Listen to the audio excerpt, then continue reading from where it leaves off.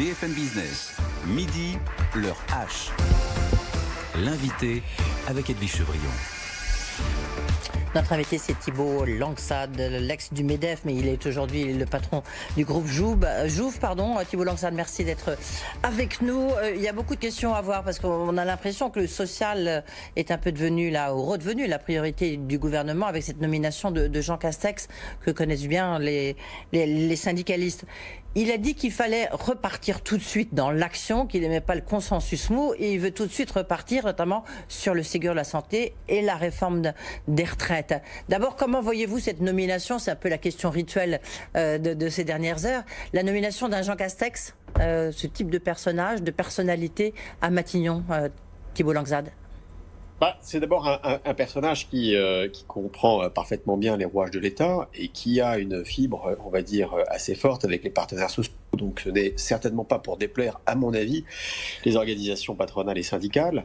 Et surtout, s'il se définit comme un gaullisme social, ça va dans le sens, on va dire, du paritarisme, qui doit être totalement remodelé, refondu aussi. Mais ce sont des gages qui sont plutôt positifs donnés aux partenaires sociaux. Alors, plutôt un gage positif donné aux partenaires sociaux, au syndicalisme de salariés. Je recevais ce matin Laurent Escure de l'UNSA qui disait tiens, il m'a déjà passé un coup de téléphone, on le connaît bien. C'est sûr que le dialogue va être assez facile, enfin comme ça, de prime abord. Pour le MEDEF, le patronat, est-ce que c'est la même chose ? Je pense que ce sera la même chose. Il faut voir que les sujets qu'on a à aborder, en tout cas pour l'ensemble des entreprises, c'est de bien comprendre quelle va être la mécanique du plan de relance. Et dans le plan de relance, il y a tout un volet social. Il y a la problématique du chômage qui va être très criant pour les jeunes, et de savoir comment les entreprises peuvent être mises à contribution de façon positive. Et puis il y a évidemment les retraites. Et enfin le dernier sujet qui va être un vrai sujet, je pense, qui sera le partage de la valeur, qui doit être entrepris, renforcé, on va dire, pour cette fin de mandature d'Emmanuel Macron. Oui, je rebondis tout de suite sur ce dernier point. Après, je remonterai tout ce que vous venez de dire, mais sur le partage de la valeur, notamment sur la question de participation, d'intéressement. Quelle est votre position, Thibault Langsade? Parce que certains disent qu'il faut la généraliser, d'autres ils disent pas vraiment. Laurent Escure ce matin disait oui, la participation certes, mais enfin c'est pas l'essentiel. Quelle est vous en tant que chef d'entreprise, c'est quoi votre position? Bon, d'abord, le premier point, c'est qu'il faut continuer à simplifier et à rendre les mécanismes accessibles aux entreprises. Ce que je veux dire, c'est que la participation, elle est très peu présente dans les entreprises de moins de 250 salariés, encore moins dans les entreprises de 50 salariés. Et on voit bien qu'on tourne un peu du pot, parce que on demande aux entreprises de mettre en place des primes Macron, alors que la participation pourrait fonctionner. Et donc, je pense qu'il faut la rendre plus simple, une formule plus audible et plus accessible, autour d'un pourcentage sur le résultat net comptable. Et probablement dans ce cas, l'appliquer à toutes les entreprises, mais sur une durée d'ici 3-4 ans pour qu'on trouve les réglages. Sur l'intéressement, là aussi, l'intéressement est un véritable outil de management. Il faut que les entreprises se l'accaparent. Il faut aussi que l'État fasse des efforts pour pouvoir le rendre plus simple. Et puis, abaisser le forfait social pour les entreprises de taille intermédiaire, puisque je vous rappelle, le forfait social est à 20%, ce qui bride en quelque sorte cet outil pour pouvoir vraiment associer les collaborateurs. Donc, je pense que beaucoup de députés, y compris Gérald Darmanin, a tourné un peu autour du pot depuis ces quelques jours. Je pense que c'est un grand chantier auquel les entreprises doivent s'attaquer. Oui. Tiens, chez Daniel Jouve, est-ce que vous êtes très sollicité par des entreprises sur des plans de restructuration? Est-ce que vous en voyez d'une manière très forte? Pour le moment, nous, on va attendre de voir si on récupère la totalité de nos volumes. On est en croissance, enfin en tout cas en reprise d'activité qui est assez fort. On verra au mois de septembre ce qui se sera passé réellement. Pour le moment, moi, ce que j'entends du gouvernement sur la flexibilité et on va dire des mesures de simplification, c'est de les maintenir. On voit qu'on a été capable, en l'espace de quelques semaines pendant le confinement, d'assouplir, on va dire, le code du travail pour pouvoir rendre les entreprises plus agiles. Il faut que ce soit maintenu dans le cadre de la relance. Il faut que l'on puisse continuer à faire preuve de souplesse parce que, on va dire, on aura perdu, nous, un peu d'activité. On ne sera pas les plus mal logés dans cette crise, mais on doit pouvoir aussi regagner en compétitivité. Et là, il faut maintenir des mécanismes de simplification. Une des réformes réforme, donc il y a le Ségur de la santé, mais ça c'est moins dans votre registre, Thibault Langsade. Sur la réforme des retraites, on a vu les chiffres ont été publiés il y a quelques jours.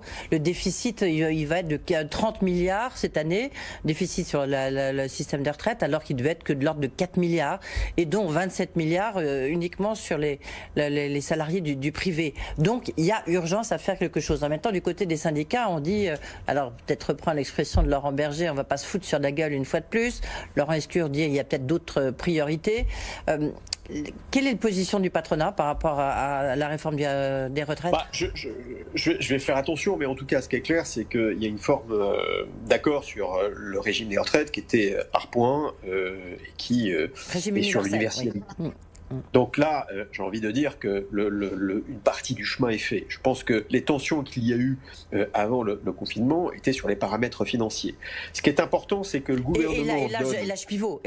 Hein. Ouais. Et l'âge pivot, bien évidemment. Ouais. Ce qui est important, c'est que le gouvernement donne maintenant soit une clause de rendez-vous sur les paramètres financiers, compte tenu du fait que la crise n'est pas encore terminée, qu'il va falloir aussi que l'on s'adapte, mais qu'il faut absolument qu'on fixe un point sur l'âge pivot. Parce que c'est ça qui est le plus structurant. Vous savez, le régime des retraites, tout le monde le sait bien, c'est 3 paramètres. C'est l'âge de départ à la retraite, c'est le montant des cotisations et le montant des versements auprès des retraités. Mais je pense que fixer le cadre, on va dire, de l'âge pivot avec... on va dire peut-être des spécificités encore sur quelques branches, me paraît absolument nécessaire. Et je pense que d'ailleurs, on n'y est probablement pas très loin, et que j'espère que ça fera une zone de consensus avec les partenaires sociaux. Ouais, mais sans cela... aucune chance, vous savez bien la position de la CFDT, Laurent Berger, qui disait, oh, là on a mélangé 2 choses, ça devait être une réforme structurante avec l'universalité, comme vous l'avez rappelé, et puis l'âge pivot qui est plutôt une mesure financière. Donc il avait toujours dénoncer le fait qu'il y ait cette connotation-là, cette réforme des retraites. Là, il y a peu de chances que ça évolue. Hein. Donc, mon avis, l'âge pivot...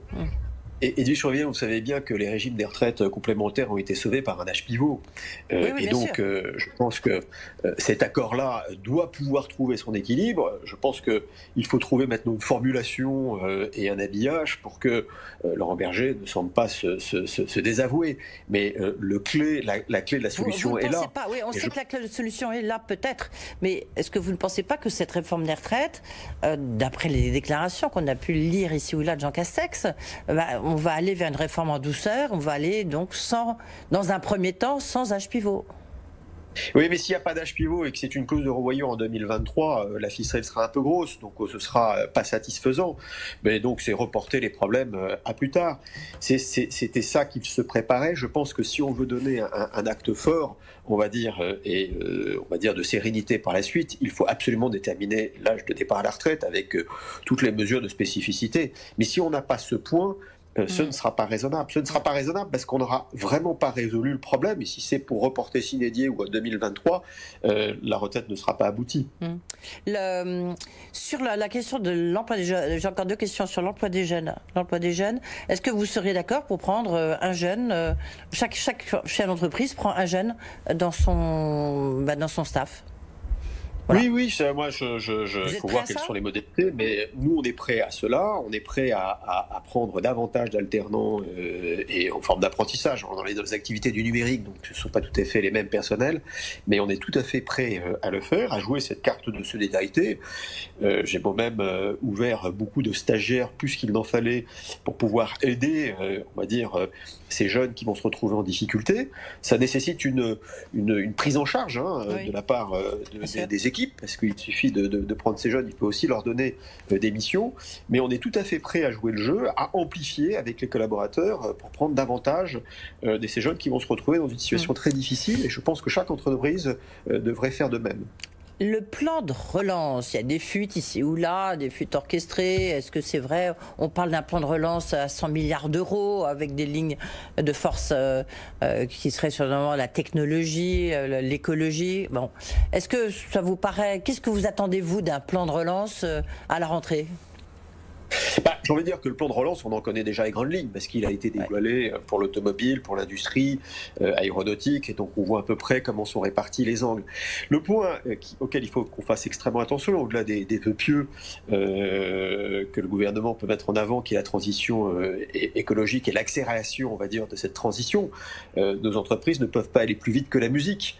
Et donc, il faut aussi savoir consolider nos entreprises pour qu'elles puissent mieux repartir. Sinon, on s'oriente sur de la destruction massive d'entreprises. Moi, j'entends beaucoup de dire qu'il faut accélérer cette transition, réduire notre empreinte carbone, contraindre, on va dire, les entreprises à adapter des règles et des normes beaucoup plus draconiennes. Mais je vous signale juste que nous ne sommes pas convalescents, on est encore à l'hôpital et on est en train de sortir progressivement de cet hôpital. Et donc, d'appliquer des normes trop contraignantes dès le départ pourrait mettre à mal beaucoup d'entreprises. Enfin, l'autre point, c'est que dans le plan de relance, c'est aussi de la méthodologie qu'il faut mettre en œuvre. Il va y avoir 500 000 entreprises qui ont mis en place, on va dire, des PGE dans leur entreprise. Et pour le moment, il n'y a pas le guichet unique. On ne comprend pas très bien comment va se faire la transition. Parce que beaucoup d'entreprises ne seront pas en capacité de pouvoir rembourser tout de suite cette liquidité qui est arrivée. Est-ce qu'on le transforme en quasi-fonds propres? Quels sont les guichets qui vont être mis en œuvre? Est-ce qu'on passera par sa banque? Est-ce qu'on passera par BPI? Et là, il y a la méthodologie. Enfin, le dernier point, c'est que dans ce plan de relance, il faut donner de la souplesse, de la simplification. Il y a tout un volet normatif de simplification qui doit être mis en œuvre. Il faut déroger à la règle quand on est en difficulté, et ça doit se faire dans la granularité, à l'échelon régional, départemental ou communal. Et il faut des acteurs pour cela. Ouais, merci beaucoup. On a compris le message en tous les cas. Thibault Langsad, merci beaucoup d'avoir été avec nous, le patron du groupe Jouve.